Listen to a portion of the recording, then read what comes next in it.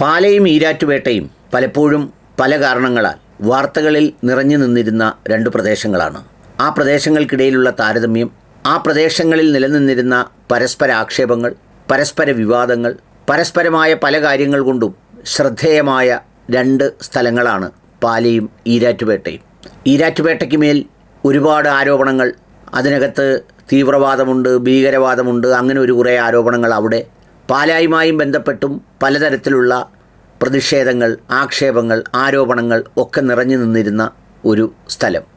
ഇത് രണ്ടും ഇടങ്ങളിലും ജീവിക്കുന്ന മനുഷ്യരുടെ ജാതിമത വ്യത്യാസങ്ങളെ സ്പർശിച്ചുകൊണ്ട് അതിന് പല രൂപങ്ങളും ഭാവങ്ങളും കൈവന്നു. അതിലേക്ക് രാഷ്ട്രീയം കടത്തിവിട്ടു, രാഷ്ട്രീയ നേതാക്കളെ ഏറ്റെടുത്തു. അങ്ങനെയൊക്കെയായി ഒരുപാട് തരത്തിൽ കുറേ കാലങ്ങളായി നിറഞ്ഞു നിന്നിരുന്ന ആ രണ്ട് നാടും ഇന്ന് ഒരുപോലെ കഴിഞ്ഞ രാത്രി പെയ്ത നിർത്താത്ത മഴയിൽ വലിയ പ്രതിസന്ധിയും പ്രയാസവും നേരിടുകയാണ് മനുഷ്യരാകെയും. അതിൽ ചിന്തിക്കുന്ന ചിലർക്കൊക്കെ മനുഷ്യർക്കാകെയും ദൃഷ്ടാന്തമുണ്ട്. ഏത് ജാതിയിലോ മതത്തിലോ നമ്മൾ ജീവിക്കുന്നുവെങ്കിലും, വിശ്വാസങ്ങൾ പിന്തുടരുന്നുവെങ്കിലും, ആ വിശ്വാസങ്ങളുടെയും അതിൻ്റെ തുടർച്ചയുടെയും ഒക്കെ വ്യത്യാസങ്ങൾക്കപ്പുറത്ത് വൈകാരികമായ തലത്തിൽ നിസ്സഹായരായ മനുഷ്യരാണ് നമ്മൾ. ആക്ഷേപിക്കപ്പെടുന്നവരും ആക്ഷേപം ഉന്നയിക്കുന്നവരും എല്ലാവരും ഇതേ ഗണത്തിൽ വരുന്നവർ തന്നെയാണ്. ഒരുപോലെയാണ് ഉടയതമ്പുരാൻ ദൈവം ഈ പ്രകൃതി പ്രതിഭാസങ്ങളെയും മനുഷ്യർക്ക് മേലുള്ള പരീക്ഷണങ്ങളെയും ഒക്കെ അവതരിപ്പിച്ചിട്ടുള്ളത്. അതിലെന്തെങ്കിലും തരത്തിലുള്ള മതജാതി വ്യത്യാസങ്ങൾ നമുക്കെങ്ങും കാണാൻ കഴിയില്ല. ചില കാര്യങ്ങളൊക്കെ ഉണ്ടാകുമ്പോൾ അതിൽ ചില കുബുദ്ധികൾ അല്ലെങ്കിൽ വികൃതവാദികൾ, വിദ്വേഷികൾ ഒക്കെയൊക്കെ അതിനിടയിൽ ചില കഥകളും ചില പരീക്ഷണങ്ങളുടെ സംഗതികളും ഒക്കെ ചേർത്ത് വെക്കുന്നുവെങ്കിലും ഈ പറയുന്ന ഉടയതമ്പുരാനെ സംബന്ധിച്ചിടത്തോളം പരീക്ഷണം ഒരു നാട്ടിലേക്ക്, ഒരു പ്രദേശത്തേക്ക് ഇറക്കുമ്പോൾ അത് അനുഭവിക്കേണ്ടി വരുന്നത് എല്ലാ മനുഷ്യരും കൂടിയാണ്. ഈ പരീക്ഷണവും വേദനയും ഏതെങ്കിലും ഒരു ജാതിക്കോ മതത്തിനോ ഏതെങ്കിലും ഒരു ദേവാലയത്തിനോ ഒന്നും മാറി നിൽക്കാനാവില്ല. അവിടെ ഒരു മറുചോദ്യമുണ്ട്. എങ്കിൽ പിന്നെ സന്തോഷങ്ങളും മനുഷ്യർക്കൊന്നിച്ചനുഭവിച്ചൂടെ?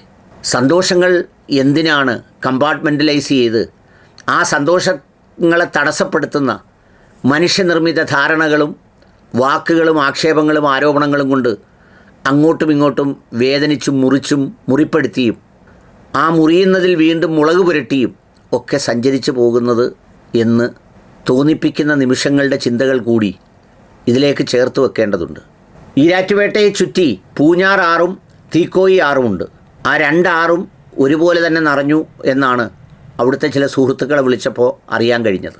സാധാരണ ഒരെണ്ണം നിറയാറുണ്ടത്രേ, പക്ഷേ അപൂർവമായാണ് രണ്ടും കൂടി നിറയുന്നത്. ഈ രണ്ടാറുകൾ കൂടി ചേരുന്നതാണ് മീനച്ചലാറായി മാറുന്നത്. ഇതൊക്കെ ഞാൻ ചോദിച്ചറിഞ്ഞും മനസ്സിലാക്കിയിട്ടുള്ളതാണ്. ഏതായാലും അത് രണ്ടും നിറഞ്ഞു കവിയുന്നതോടുകൂടി ആ പ്രദേശത്തെ ഒരുപാട് സ്ഥാപനങ്ങൾ, ടൗണിലെ കടകൾ ഒക്കെ അടക്കം വെള്ളക്കെട്ടിനടിയിലായി. കോടികളുടെ നഷ്ടങ്ങളാണ് അവിടെ ഉണ്ടാവുക. സമാനമായ രീതിയിലാണ് പാലയിലെയും സ്ഥിതി. പാലയിലെ മാണി സി കാപ്പൻ സാറിൻ്റെ MLA പോസ്റ്റ് കാണാനിടയായി. അവിടെയും വളരെ അപൂർവമായിട്ടാണ് ഇങ്ങനെ വെള്ളപ്പൊക്കം ഉണ്ടാകുന്നത്. നോക്കൂ, ഈരാറ്റുപേട്ടയിൽ നിന്ന് അങ്ങനെ ഒഴുകി വരുന്ന അതേ വെള്ളം അല്ലെങ്കിൽ അങ്ങനെ വരുന്നത് തന്നെയാണ് പാലായിലേക്കും എത്തിച്ചേരുന്നതെന്നാണ് പറയുന്നത്. ഇവിടെ നമുക്കാർക്കും അങ്ങോട്ടും ഇങ്ങോട്ടും എന്തെങ്കിലും പ്രദേശം തിരിച്ചോ ജാതി തിരിച്ചോ മതം തിരിച്ചോ ഒന്നും ആക്ഷേപിക്കാനാവില്ല. കെടുതികൾ അനുഭവിക്കുന്നത് ഒരുമിച്ചാണ്. ഒരു കുടുംബം ഉരുൾപൊട്ടലിൽ മണ്ണിനടിയിലായിപ്പോയി, ഒരു വീട് മുഴുവൻ. അതിലൊരാളിൻ്റെ മൃതദേഹം കിട്ടിയെന്നാണ് മനസ്സിലാക്കുന്നത്. എന്തെല്ലാം സ്വപ്നങ്ങളും പ്രയാസങ്ങളും ചിന്തകളും ആഗ്രഹങ്ങളും ഒക്കെയാണ് ഇങ്ങനെ ഒലിച്ചു പോകുന്നത്, നഷ്ടപ്പെട്ടു പോകുന്നത്. ഏതായാലും കെടുതികൾക്ക് വിരാമമുണ്ടാവട്ടെ. പഴയകാല പ്രളയത്തിൻ്റെ ആവർത്തനമാകാതിരിക്കട്ടെ. മനുഷ്യർക്കാർക്കും കെടുതികൾ ഉണ്ടാകാതെ ഉടയതമ്പുരാൻ കാത്തുരക്ഷിക്കട്ടെ. അവിടെയും നമ്മളും ഒന്നായി പറയേണ്ട ഒരു കാര്യമുണ്ട്. ഈ പ്രതിസന്ധികളിലും പ്രയാസങ്ങളിലും ഈ വെള്ളമിറങ്ങിപ്പോകുന്ന ആ കഴുകിക്കളയലിൽ ഈ അനാവശ്യ വിരുദ്ധ വികാര വിദ്വേഷ ചിന്തകൾ കൂടി മനസ്സിൽ നിന്ന് കഴുകിയിറക്കണം.